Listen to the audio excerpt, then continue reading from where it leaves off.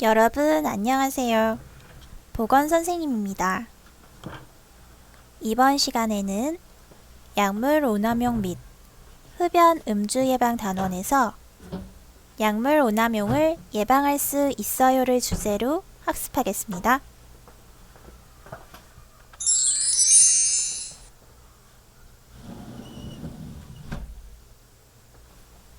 학습 목표입니다.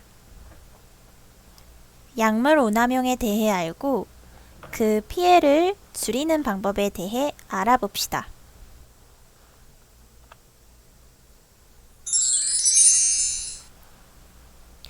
약물을 잘못 사용한 경험이 있나요?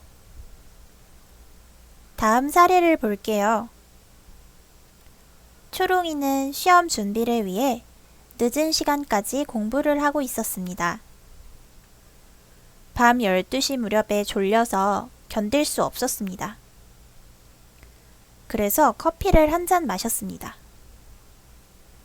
처음 얼마 동안은 정신이 또렷해지는 것 같았으나 1시간쯤 지나 다시 잠이 와서 또 커피 한 잔을 마셨습니다. 30분 정도가 지나자 속이 쓰리고 머리가 지끈거리면서 가슴이 뛰었습니다. 초롱이는 공부를 그만두고 잠을 자려고 누웠어요. 그러나 잠을 자지 못하고 밤새 뒤척였습니다.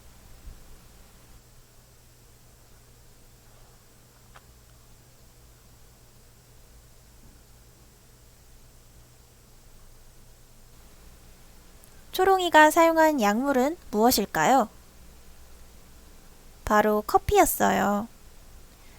커피는 뇌의 기능을 흥분시키는 성분인 카페인이 들어있는 약물입니다. 그 외에 건강에 해로운 영향을 미치는 약물로 담배, 코카인, 필로폰 등이 있습니다. 뇌의 기능을 억제시키는 술, 수면제, 부탄가스, 본드, 신어가 있으며 대마초와 LSD와 같은 약물은 환각제로서 뇌 기능의 흥분과 억제를 동시에 경험하게 합니다. 이러한 약물들은 특징이 있는데요. 의존성은 한번 사용하게 되면 자꾸 사용하고 싶어지는 것을 말해요. 내성은 사용할 때마다 양을 늘리게 되는 것입니다. 금단 증상은 사용을 중단하면 온 몸이 견디기 힘들어서 손떨림이나 불안과 같은 증상을 말합니다. 중독성은 해로운 결과를 알면서도 강박적으로 사용하게 되어 조절이 어렵게 되는 것입니다.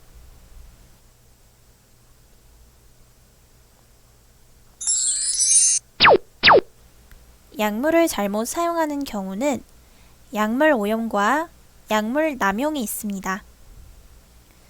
약물 오용이란 의학적인 목적으로 사용하지만 처방받은 약물의 사용법을 잘못 이해하거나 처방되지 않은 약물을 마음대로 사용하는 것을 말합니다. 약물 남용이란 약물을 치료적인 목적으로 사용하지 않고 몸과 마음, 그리고 기분의 변화를 위해서 과다하게 또는 부적절하게 사용하는 것을 말합니다.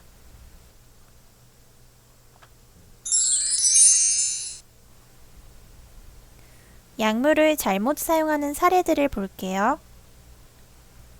지난번 배탈이 났을 때 먹었던 약을 다시 먹으려고 약을 찾고 있어요.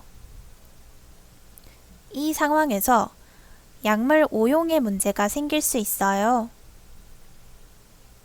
예전에 의사 선생님께 처방받아서 먹었던 약을 다 먹지 않고 그 약을 남겨둔 채 다시 먹는 거예요. 또는 주의를 게을리하여 다른 약을 먹게 될 수도 있어요.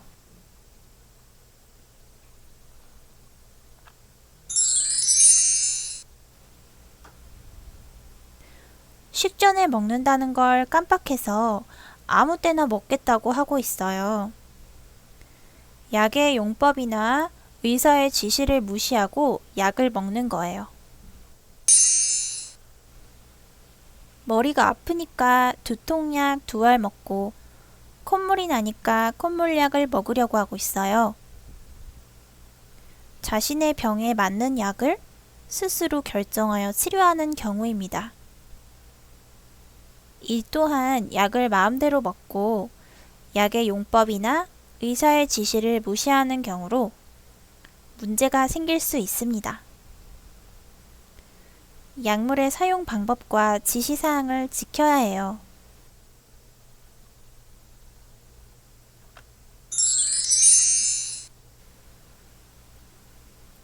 약을 먹으면 기분이 더 나아지고 먹고 한숨 자야겠다고 말합니다. 도피의 수단으로 약을 활용하는 것으로도 볼 수 있어 약물 남용이 되겠습니다. 고민이나 걱정이 많을 때 현실로부터의 도피로 중독성이 강한 약을 사용하려고 하는 경우입니다.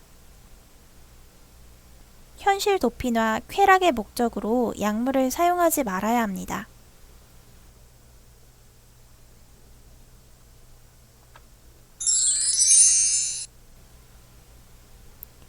감기는 약을 꼭 먹어야지 낫는다는 잘못된 믿음을 갖고 있는 경우도 문제가 됩니다. 광고의 영향으로 약물을 오용하게 되어 더 큰 부작용을 초래할 수 있습니다.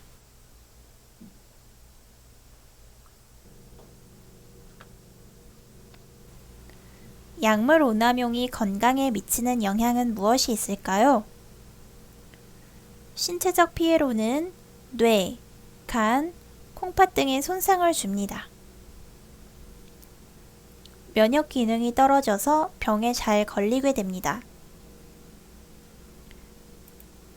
신체 성장이 더딥니다. 복통, 구토, 설사, 어지러움, 떨림 등의 증상이 나타날 수 있습니다.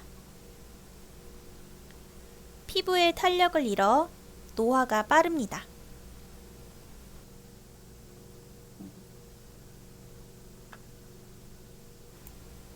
정신적 피해로는 뇌 기능의 저하로 기억력이 떨어지고 판단력이 흐려집니다. 불면증, 불안과 초조, 자살 충동에도 시달릴 수 있습니다. 다른 사람과 어울리기 꺼려하고 환각이나 환청을 경험하기도 합니다.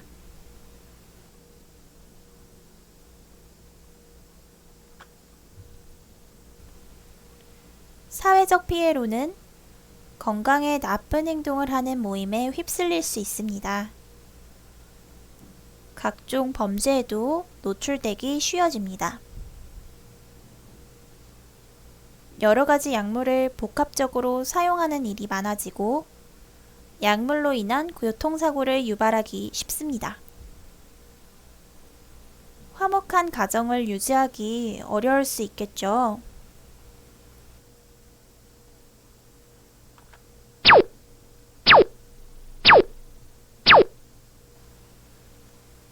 약물의 피해를 줄이는 방법은 무엇일까요?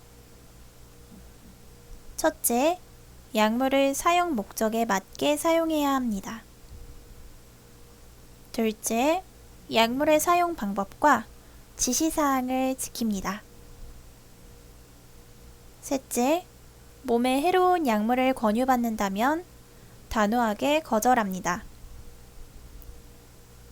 넷째, 현실 도피나 쾌락의 목적으로 약물을 사용하지 않습니다. 다섯째, 일반 의약품이라도 의사와 약사의 지도를 받아서 사용합니다.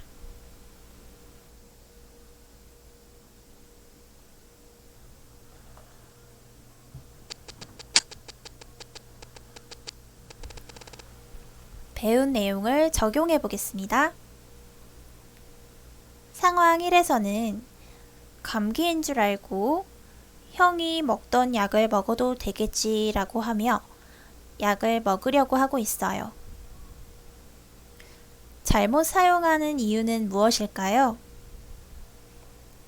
약은 환자의 증상에 따라서 체중과 체질을 고려하여 처방된 것이므로 형과 비슷한 증상을 경험한 경우라고 하더라도 체중이 다르고 개인마다 체질이 다르기 때문에 임의대로 형의 약을 먹는 것은 잘못입니다. 피해를 줄이기 위해서는 잘못된 자가치료라는 점을 알아야 합니다. 현재 증상에 대해 의사의 진단을 받고 처방을 받아서 약을 사용하도록 합시다.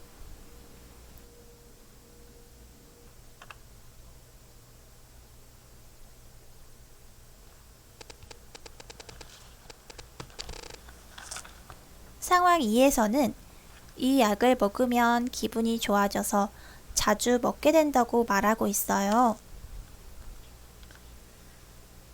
그 약의 본래 의도된 효과보다는 다른 효과를 자신의 기분 변화를 위해 사용하려고 하고 있습니다. 이런 경우 처음 사용했을 때보다 많은 양을 사용하게 되고 지속적으로 반복 사용하게 되면 약물에 대한 내성이 생겨 정작 해당되는 약물이 필요한 치료에 사용하고자 할 경우 원하는 치료 효과를 거둘 수 없게 됩니다. 뒤늦게 잘못을 알고 끊으려고 해도 금단 현상 때문에 건강을 해칠 수 있습니다. 약물 남용의 피해를 줄이기 위해서는 치료상 적용했던 약물의 부가적인 효과가 기분 변화를 가져가는 것을 경험했다고 하더라도 약물 남용이 건강에 미치는 영향을 바로 알고 유혹을 단호히 끊을 수 있도록 노력해야겠죠. 사회적 압력에도 거절할 줄 아는 연습도 필요하겠죠?